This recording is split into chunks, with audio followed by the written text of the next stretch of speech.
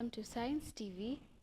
My name is Beno Rangai and our sign language interpreter is Wanjangede. Let us focus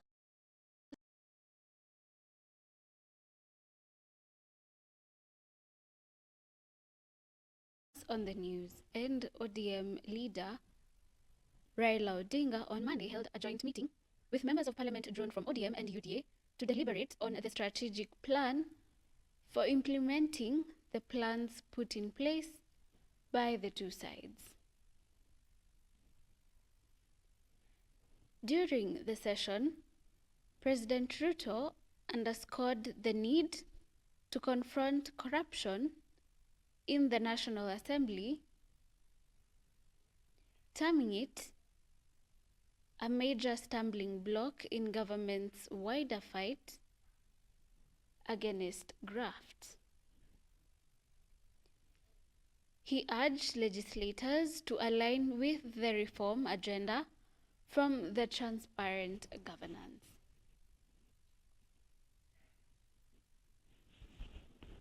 Raila Odinga, on his part, affirmed ODM's commitment to strengthening its working relationship with the Kenya Kwanza administration.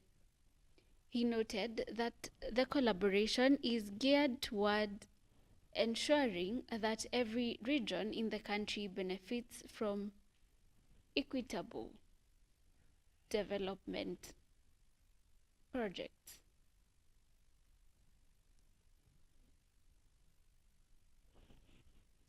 We are going to have a parliamentary group meeting of Kenya Kwanza members of parliament and ODM party on Monday that will be chaired by yourself and our party leader, Baba Raila Odinga.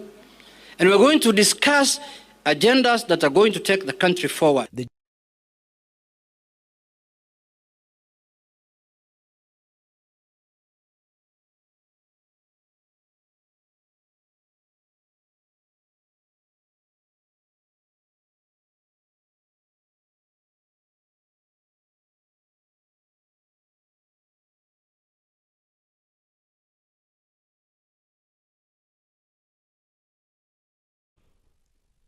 And on to our next news item. Interior Cabinet Secretary Kipchumba Murkomen has raised concern over a possible rise of terror groups in central Kenya, citing mass destruction of property during the June-July protests. Speaking at the Jukwaa la Usalama program in Kiambu County, Murkomen urged the judiciary to take the matter seriously, warning that the violent acts witnessed could embolden extremist networks if left unchecked. He further stressed that those who destroyed government offices and torched police stations during the demonstrations would face full force of the law, adding that his ministry would not allow lawlessness to take root.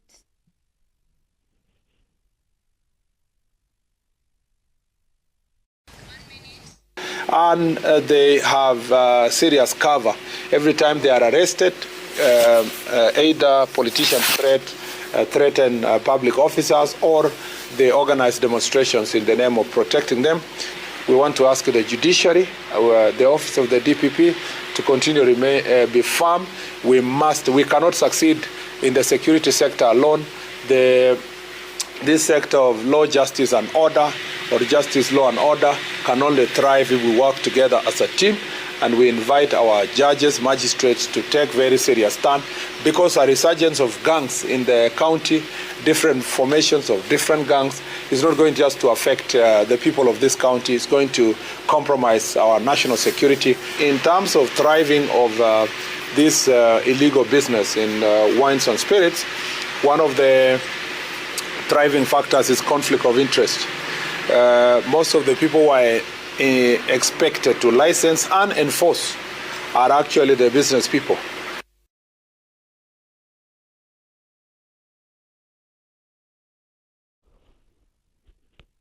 And away from that, the government has announced plans to launch a digital platform in October to monitor the performance and attendance of all civil servants and government workers.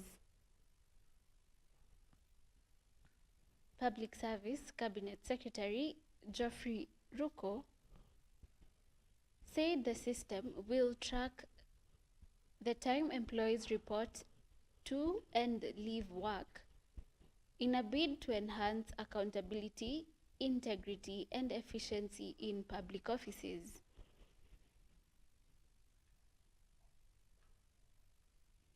Speaking after inspecting government offices in Embu Town, Ruto noted the initiative is part of wider strategies aimed at improving service delivery to citizens and ensuring that public servants uphold professionalism in their duties.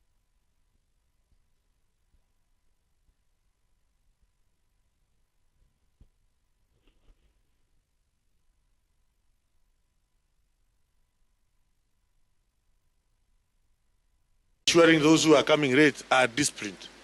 Si kuna wengine hapo wataumia. So jamani, we have to do what is right. My people are very busy at the moment, working on an application, working on a platform, a digital platform, which will tell us whether you are at your workstation at the required time, whether you are doing what is required, whether you're on leave, whether you're on training.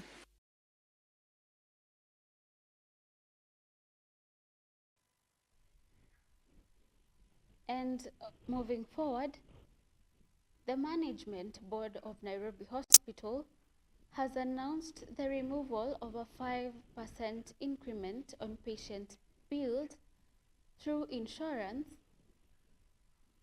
a policy that has been in place for the past 2 years. The decision follows an emergency meeting between the hospital's executive team and insurance company stakeholders aimed at fostering cooperation and resolving long-standing disputes over billing practices. According to the hospital, the reversal seeks to ease tensions with insurers and ensure patients continue to access services without disruptions linked to payment disagreements.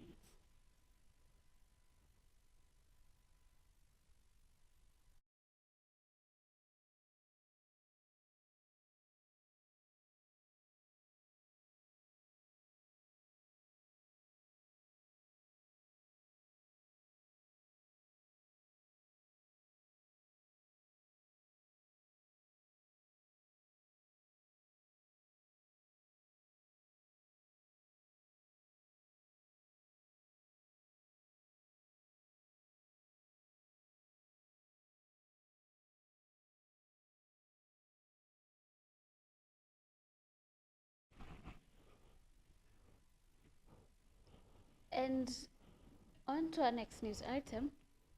More than 500 residents from Kivani area in Makueni County have received free treatment services through a medical outreach organized by the Pokea Afya Foundation.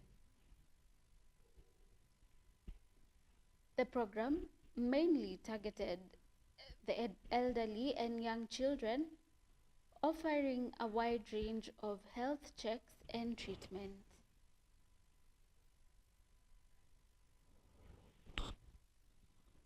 The foundation leader, Margaret Muyoro, described the exercise as both successful and expected, noting that many residents turned up to access essential medical services. She urged the locals to continue responding positively whenever such initiatives are held in their communities. Muyoro also called on medical stakeholders to pay greater attention to non-communicable diseases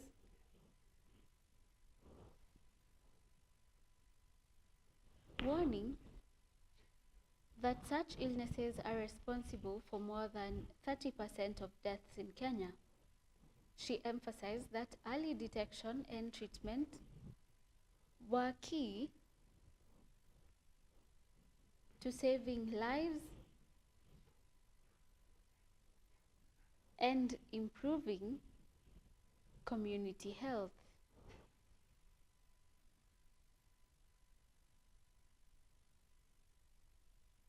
Mwili wangu nilikuwa nasikia hapa uchungu na kichwa na damu, lakini nikaandikiwa mandawa na nikaambiwa nilichukue huko kwa chemistry. Kwa hivyo nafurahi sana. Ilikuwa hii mgongo inauma sana, na nimeona daktari nikaandikiwa dawa, nimepata.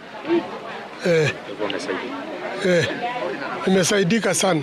Wananchi wengi wametaabika sana kwa magonjwa mbalimbali, wakitoka huku wakienda mahospitali mbalimbali, na wengine ni wakongwe, hawawezi kwenda kwa uzuri. Kwa hivyo tunashukuru sana kwa hii idara ambao wale walifikiria mpango huu. Nimeona wamelemewa sana na ile inaitwa high blood pressure. Wengine walikuja hawakujua wako na high blood pressure. Tumeweza kuwatibu na tumewapatia madawa jamii zetu. Ukisikia kuna matibabu ya bure mahali popote unajitokeza, kwa sababu wahudumu wa afya ni ngumu kuwapata. Na matibabu ya aina hii yanafaa kuendelea na kufanyika katika maeneo mbalimbali, kwa sababu wagonjwa ni wengi, na wengi unapata wanaumia tu nyumbani na hawawezi kupata nafasi ya kwenda huko kwenye hizo hospitali, kwa sababu kuna gharama hizo za usafiri na mambo mengine.